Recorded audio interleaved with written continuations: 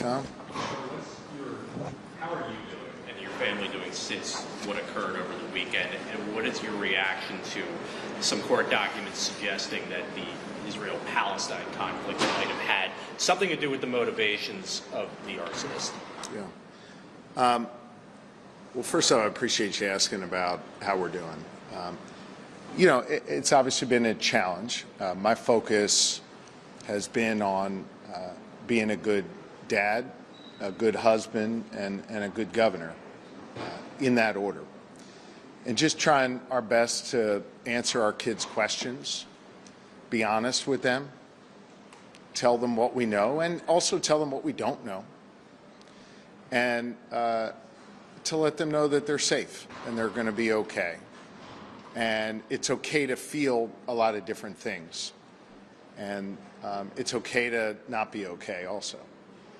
So Laura and I have just tried to be, good parents through this process. And we've gotten a lot of just unbelievably warm wishes from people and prayers from people of all different faiths that have really sustained us and lifted our spirits.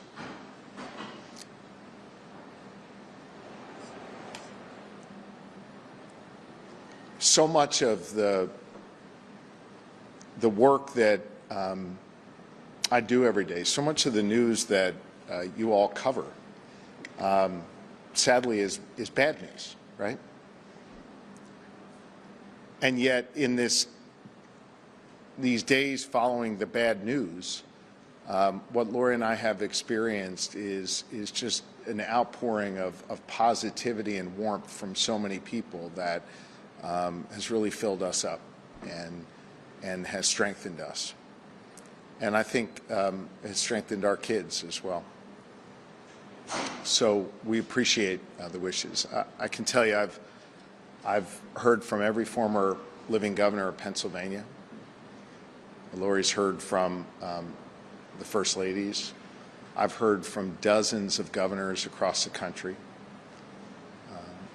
So many lawmakers in Pennsylvania, obviously people of both parties, and just so many Pennsylvanians reaching out. And it has really strengthened us, and it's lifted our spirits. As for the other part of your question, I said on Sunday, I think it may, Tom, have been in response to a question you asked, that it wasn't clear at the time what the motives were of, the arsonist, but that nothing he could do would deter me from doing my job as governor. Nothing he could do would deter me from proudly and openly practicing my faith. I told you that day that I was going to be heading to our second Seder, and we did. We had a beautiful Seder together. And I continue to find strength in my faith as we go forward here.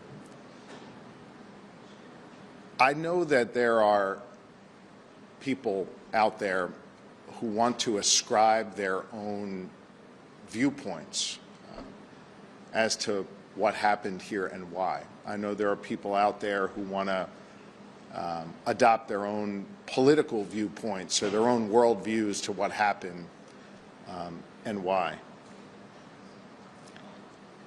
I choose not to participate in that.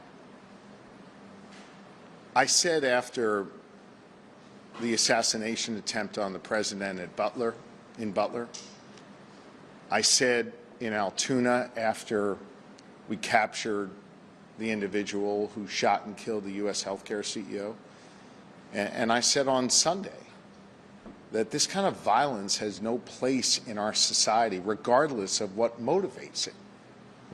This is not how we resolve our differences, and this is not okay.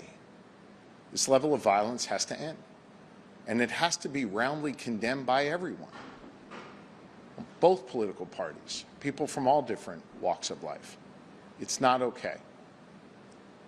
So the prosecutors will ultimately determine what motivated this. The district attorney and the Department of Justice can comment on that further.